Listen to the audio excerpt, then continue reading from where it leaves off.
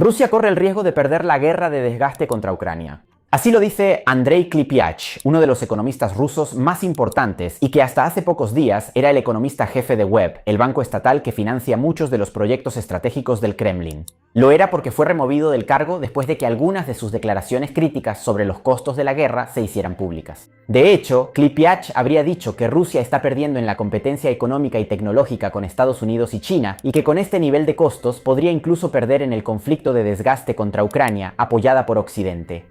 Claro, también dijo que la economía rusa podría resistir sin colapsar, pero eso no salvará a la economía rusa de volverse irrelevante en comparación con las otras potencias globales. Y ahora Webb ha confirmado que Klipyach ya no es su economista jefe, cargo que ocupaba desde 2014. Y el banco ni siquiera habría explicado el motivo de la decisión, aunque es probable que el despido tenga que ver precisamente con esto. He visto que muchos de ustedes ven mis videos y eso me hace muy feliz, pero no están suscritos. Así que si les gustan mis contenidos, suscríbanse. Para ustedes es gratis, pero para el proyecto es realmente vital. Muchas gracias. Las palabras de Klipyach son importantes porque vienen de una persona que trabajó durante 10 años en el Ministerio de Economía. Russo ha ocupado varios cargos en las instituciones económicas del país. Y por lo tanto conoce desde dentro el sistema que, después de más de 4 años de conflicto, está mostrando señales de desaceleración. De hecho, el Banco Central ruso prevé para 2026 un crecimiento del PIB entre el 0 y el 1%, muy poco en comparación con el crecimiento del 4.9% en 2024 y probablemente a la baja respecto al 1% de 2025. Y esto mientras la guerra sigue afectando a la economía. El mismo Banco Central señala de hecho que las empresas esperan una demanda más débil y por lo tanto producirán menos, porque si vendo menos, produciré menos y esto hará que el PIB se frene. Y uno de los motivos de esta desaceleración de la economía rusa es que el costo del dinero sigue siendo muy elevado. De hecho, aunque en el último año el Banco Central ruso ha reducido las tasas de interés hasta el 14% en julio de 2026, partiendo del 21% a principios de 2025, se trata de un nivel muy alto. Significa que pedir dinero prestado cuesta más. Piensen en una hipoteca, por ejemplo. Si las tasas son altas, el banco que otorga la hipoteca pedirá intereses más altos y la cuota aumenta. Y lo mismo aplica para las empresas, que tienen que pagar más para financiar nuevas inversiones y en consecuencia muchas veces renuncian a hacerlas, con el resultado de que al invertir y gastar menos, la economía se desacelera. Pero, ¿por qué el Banco Central quiere desacelerar la economía rusa? Obviamente no es que quiera desacelerarla. De hecho, la desaceleración de la economía es una consecuencia de querer mantener la inflación bajo control.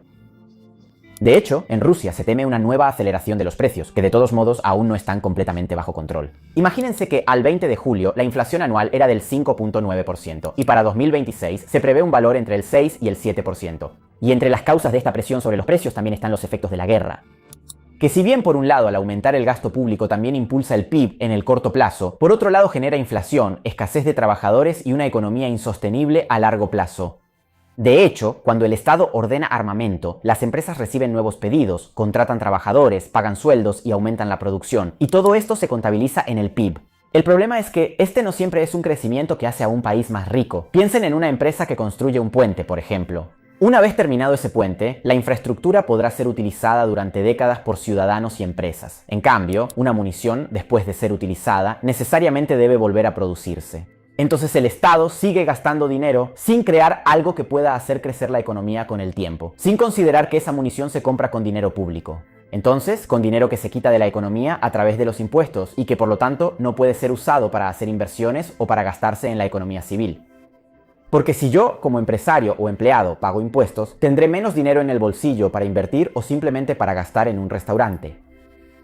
Miren, piensen que hoy en día aproximadamente la mitad del presupuesto ruso es absorbido por los gastos militares, la seguridad interna y el costo de la deuda. Además, en el primer trimestre de 2026 el gasto militar aumentó un 30% en comparación con el mismo periodo del año anterior, llegando a un nivel equivalente al 12% del PIB del trimestre. Este gasto sigue apoyando a las fábricas y el empleo, claro, pero al mismo tiempo absorbe trabajadores y recursos que podrían ser utilizados en otros sectores de la economía. Además, el Estado debe ofrecer salarios cada vez más altos para atraer trabajadores a la industria de la defensa y nuevos soldados a las Fuerzas Armadas, lo que empeorará aún más las finanzas públicas. De hecho, en 2026, el gobierno ruso podría gastar alrededor de 45.110.000 millones de rublos, equivalentes a unos 541.000 millones de dólares, mientras que los ingresos deberían situarse en 40.280.000 millones de rublos, es decir, unos 483.000 millones de dólares. Esto significa que el Estado ruso gastará más de lo que ingresará y por lo tanto registrará un déficit. Y según las últimas estimaciones, este déficit podría llegar a 4.830.000 millones de rublos, equivalentes a unos 58.000 millones de dólares frente a los 3.790.000 millones de rublos, es decir, unos 45.5 mil millones de dólares previstos inicialmente. Y también el año pasado, la situación no era alentadora. De hecho, en 2025, el déficit había llegado a 5.700.000 millones de rublos, es decir, unos 68.4 mil millones de dólares, equivalente al 2.6% del PIB, el nivel más alto desde 2020. Pero ojo, un déficit no significa automáticamente ir a la quiebra. Pero el Estado gasta más de lo que recauda y por lo tanto tiene que encontrar el dinero que falta, por ejemplo, pidiéndolo prestado, subiendo los impuestos o usando el dinero del fondo soberano. Todas estas son cosas que el Kremlin está haciendo. El problema, sin embargo, es que si una situación como esta dura mucho tiempo, se vuelve cada vez más difícil financiar todo, también debido a las sanciones occidentales. Y esta situación ya dura desde hace más de 4 años. Sin embargo, debemos decirlo, las sanciones no han impedido que Rusia siga financiando la guerra. Moscú, de hecho, ha logrado encontrar nuevos mercados y sigue recibiendo dinero gracias a las exportaciones de energía. Después de todo, Rusia sigue siendo uno de los mayores productores de petróleo del mundo. Y si después de la invasión de Ucrania vender petróleo y gas a los países occidentales se volvió difícil, el Kremlin ha fortalecido sus relaciones con Asia y en particular con China. Además, los mayores ingresos petroleros registrados en el segundo trimestre de 2026 gracias al conflicto entre Estados Unidos e Irán en Medio Oriente le han dado un poco de respiro al presupuesto ruso. Piensen que, según las previsiones del Banco Central, Rusia debería exportar bienes y servicios por 510.000 millones de dólares en 2026 y 483.000 millones en 2027 para llegar a 497.000 millones en 2029. Claro, seguirían siendo aproximadamente un 10% por debajo de los niveles de 2021, mientras que las importaciones serán un 19% superiores. Y esto perjudica la balanza comercial rusa, pero sigue siendo un hecho que Rusia todavía logra ganar dinero vendiendo energía al extranjero. Y en cualquier caso, el saldo entre exportaciones e importaciones debería seguir siendo positivo, aunque a la baja, pasando de 85.000 millones de dólares en 2026 a los 48.000 millones previstos para 2029. Estos números nos ayudan entonces a entender por qué la economía rusa ha resistido a las sanciones mejor de lo que se podría esperar. Sin embargo, Klipach considera que esta situación también tiene un lado negativo, es decir, que Rusia depende cada vez más de China, un único socio vital para comerciar y con una economía mucho más grande que la rusa. Y luego está el hecho de que en 2026 el precio del petróleo ayudó a Rusia debido al conflicto en Medio Oriente, como dijimos antes, pero el día en que las hostilidades entre Estados Unidos e Irán terminen por completo, esta ayuda podría desaparecer. Además, en los últimos meses, Ucrania ha intensificado los ataques contra refinerías, depósitos de combustible e infraestructuras logísticas dentro de Rusia.